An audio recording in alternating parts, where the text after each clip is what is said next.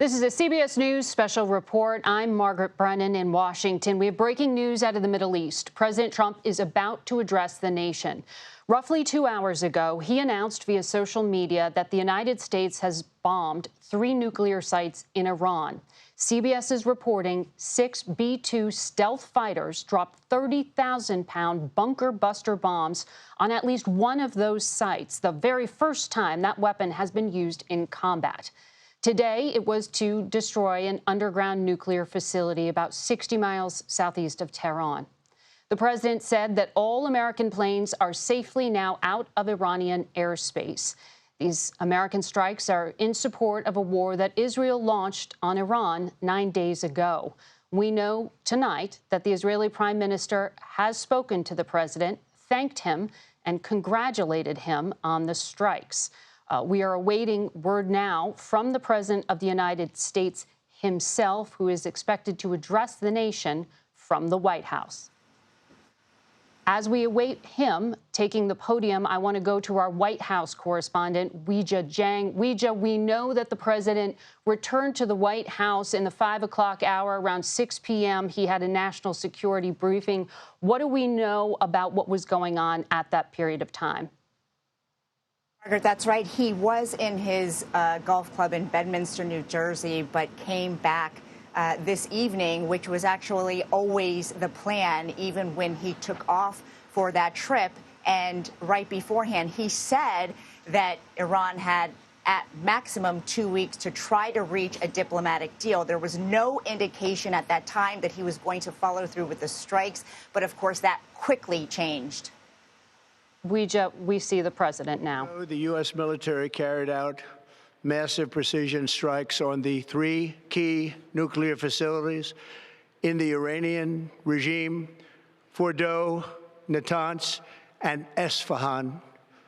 Everybody heard those names for years as they built this horribly destructive enterprise. Our objective was the destruction of Iran's nuclear enrichment capacity and a stop to the nuclear threat posed by the world's #1 state sponsor of terror.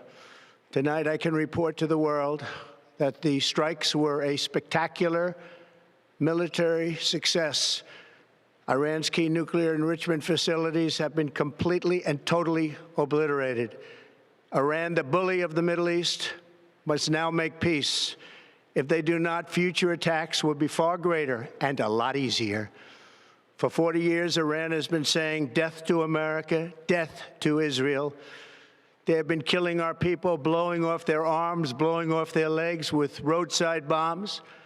That was their specialty. We lost over 1,000 people, and hundreds of thousands throughout the Middle East and around the world have died as a direct result of their hate. In particular, so many were killed by their general, Qasem Soleimani. I decided a long time ago that I would not let this happen. It will not continue. I want to thank and congratulate Prime Minister Bibi Netanyahu. We worked as a team like perhaps no team has ever worked before. And we've gone a long way to erasing this horrible threat to Israel. I want to thank the Israeli military for the wonderful job they've done. And most importantly, I want to congratulate the great American patriots who flew those magnificent machines tonight, and all of the United States military on an operation the likes of which the world has not seen in many, many decades. Hopefully, we will no longer need their services in this capacity. I hope that's so. I also want to congratulate the chairman of the Joint Chiefs of Staff, General Dan Raisin-Kane, spectacular general, and all of the brilliant military minds involved in this attack. With all of that being said, this cannot continue. There will be either peace or there will be tragedy for Iran far greater than we have witnessed over the last 8 days. Remember, there are many targets left. Tonight's was the most difficult of them all, by far, and perhaps the most lethal. But if peace does not come quickly, we will go after those other targets with precision, speed, and skill. Most of them can be taken out in a matter of minutes. There's no military in the world that could have done what we did tonight, not even close. There has never been a military that could do what took place just a little while ago. Tomorrow, General Kane, Secretary of Defense Pete Hegseth, will have a press conference at 8 a.m. at the Pentagon. And I want to just thank everybody, and in particular, God. I want to just say we love you, God, and we love our great military. Protect them. God bless the Middle East. God bless Israel, and God bless America. Thank you very much. Thank you. That's so. I also want to. President of the United States walking away from the podium there, where he had been flanked by the Secretary of State and National Security Advisor Marco Rubio, along with Secretary of Defense and his vice president, announcing and congratulating the military on what he called spectacular military success in these strikes that were carried out inside Iran earlier today. He said the sites were, quote, completely obliterated. Now, he did seem in those remarks not to completely close the door on further military action. He thanked the U.S. military and said that he hopes that their services won't be needed again. And he said all of this was meant to erase the nuclear threat posed by Iran. To be clear, U.S. intelligence assessment has been that Iran was not yet building a nuclear weapon, but that they had been enriching nuclear fuel at worrisome levels. The international community had high degree of outcry on that point. Just a few weeks ago in Vienna, you had the Israeli strikes come the following day after that, in the midst of what had been a diplomatic effort by President Trump and his envoy, Steve Witkoff, to negotiate with Iran to get them to limit their nuclear program. Those did not result in an agreement, though up until today, I am told, the U.S. was trying to reach out. Yet, just a few hours ago, we saw these strikes carried out. I want to go over to the Pentagon now, where our Charlie D'Agata is. And apparently, Charlie, you'll be there early tomorrow, since the president just said there will be an 8 a.m. Pentagon press conference where he will detail these strikes. The Secretary of Defense will. What do we know at this hour? I know Iran is acknowledging and saying that these strikes happened, but that it will not end their nuclear program.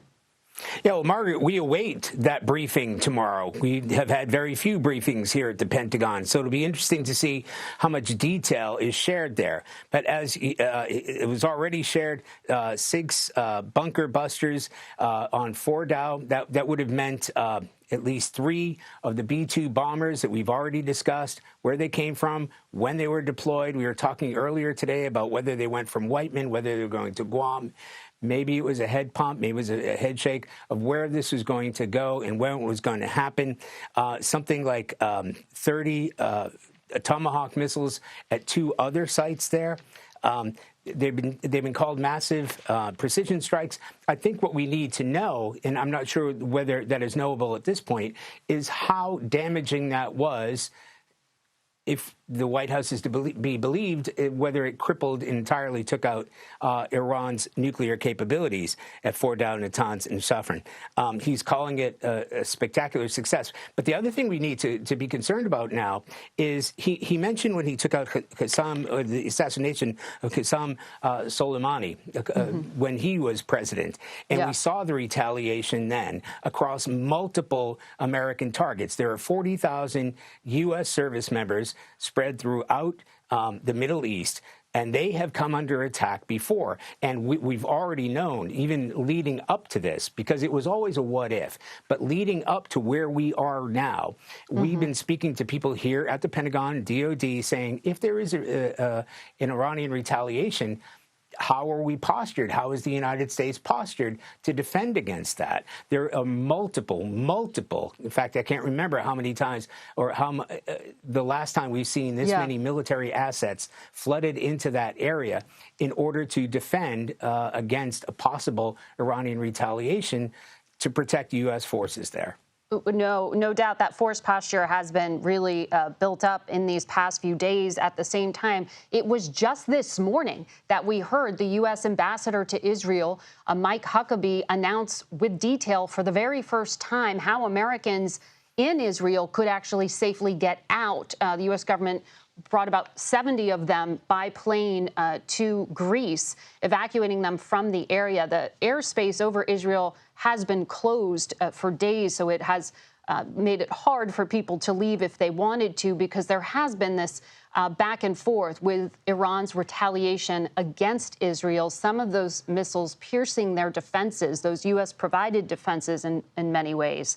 And I know it has been remarkable, Charlie, that whether we're talking to current or former officials, they all seem to say it's amazing we haven't yet seen retaliation. We haven't yet seen a strike against a U.S. base or U.S. assets. Now that the United States has entered this conflict in this way, that may change. And I have no doubt that there is a bracing for what could be coming next. I spoke to some diplomats in the region just within the past hour, and I was told there wasn't much of a heads up given to some of our allies there.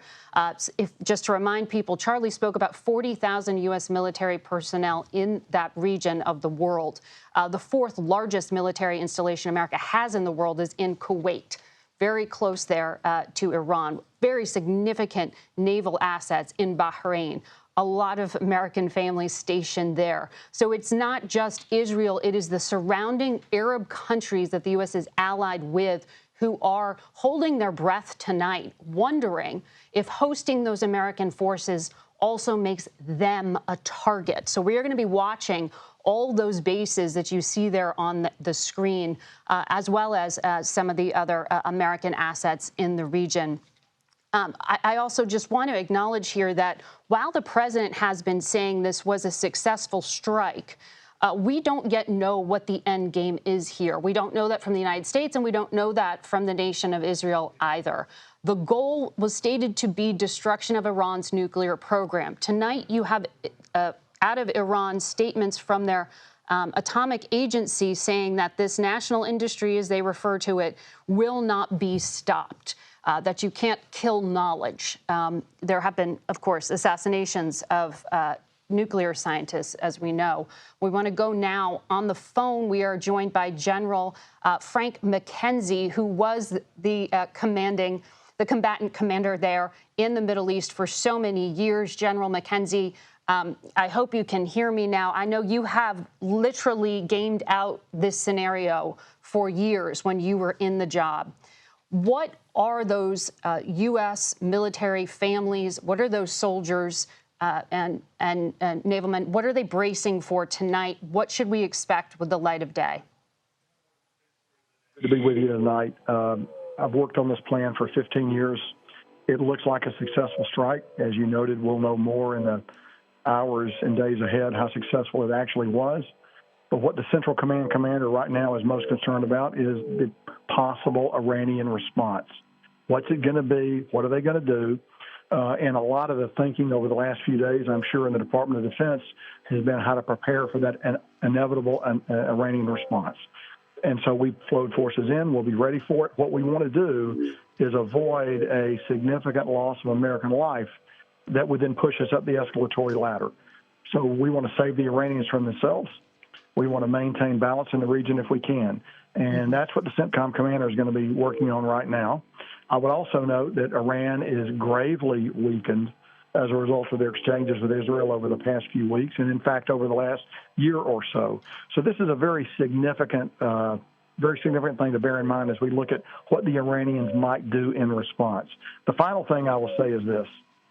The Iranians have held all the lower cards on the escalation ladder. But the simple fact is this. We hold all the higher cards on the escalation ladder, as does Israel, and the Iranians know that.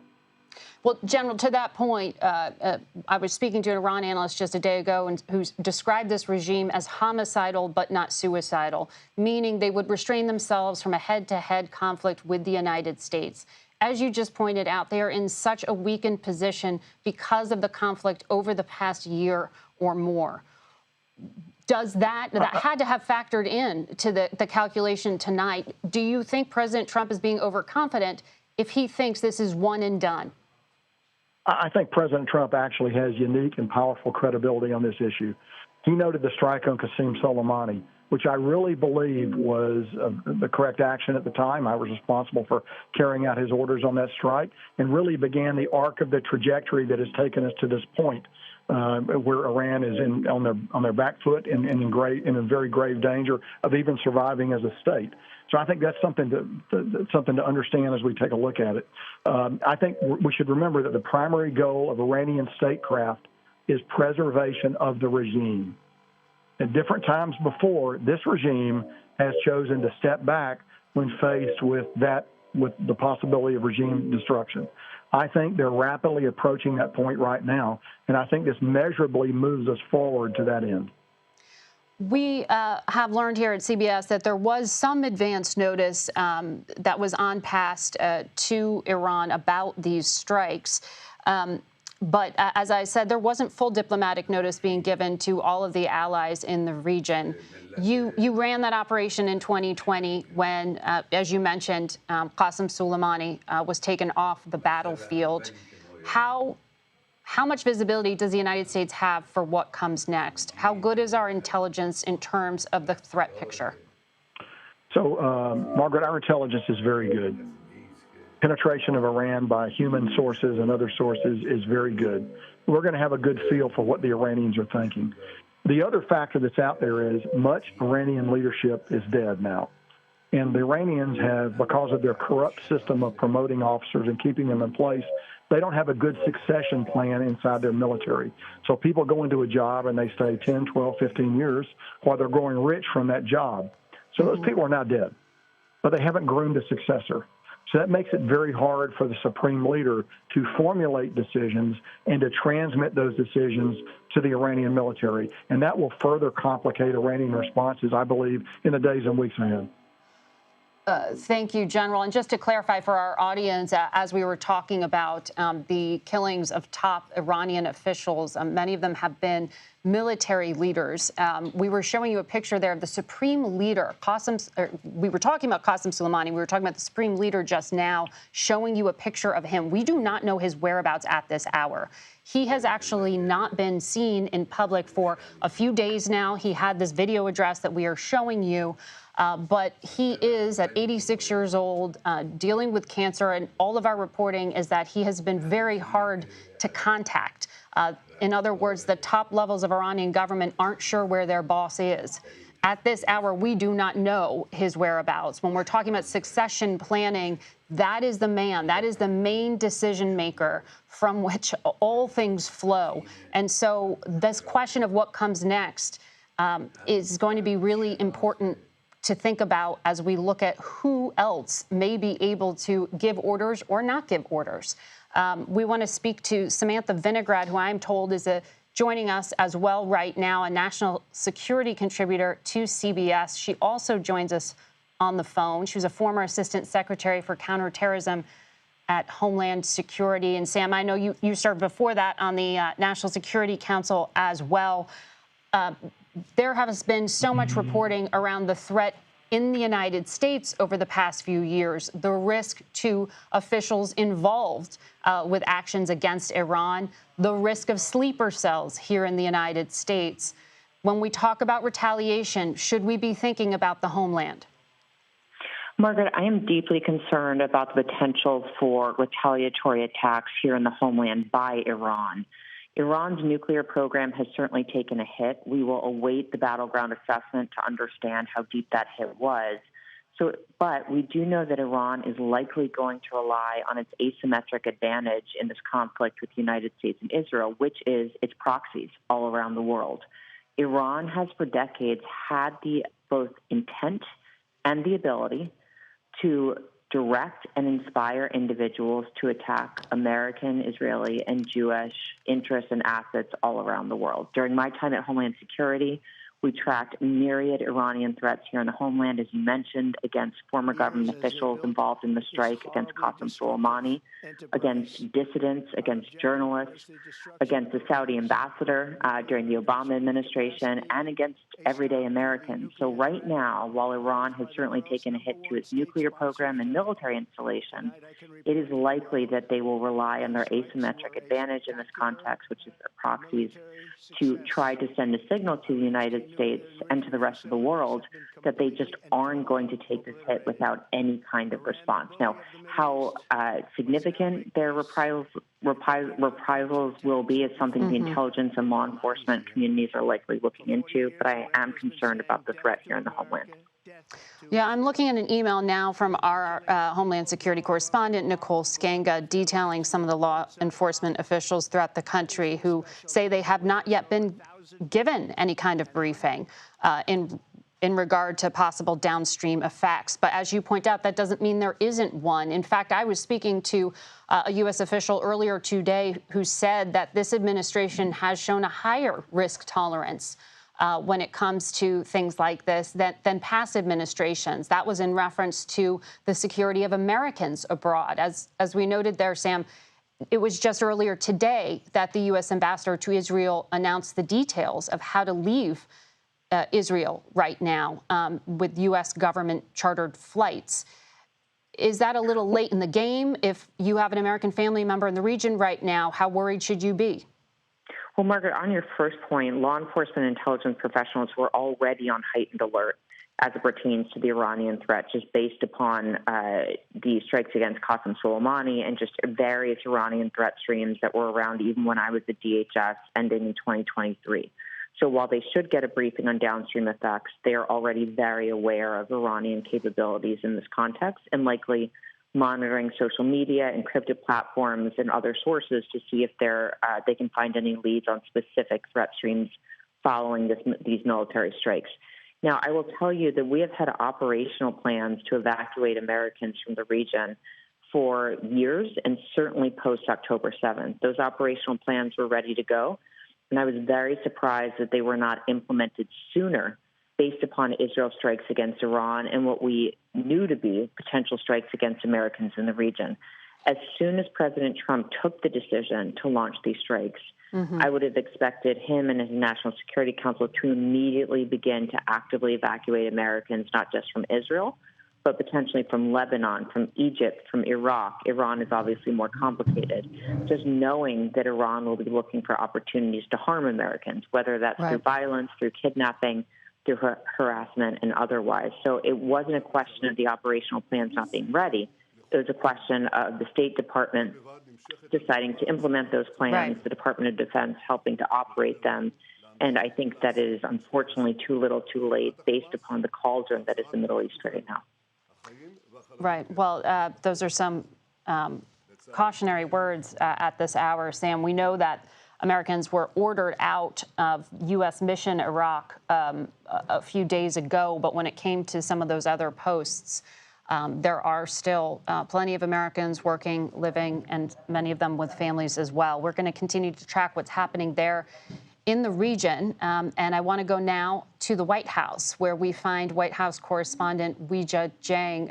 Weijia, I know from the rundown here, we saw the Secretary of Defense, the Secretary of State, a number of key advisors, including the CIA director. And there has been a very public back and forth that the president has had disputing publicly the findings of the intelligence community when it came to assessing whether or not Iran was actually making a weapon, or whether it was, as the U.S. intelligence community said, wanting to be a threshold state. In other words, give themselves the option to get a weapon, but not actually building one. All of it comes back to that question of why this military action last Thursday and why this action now.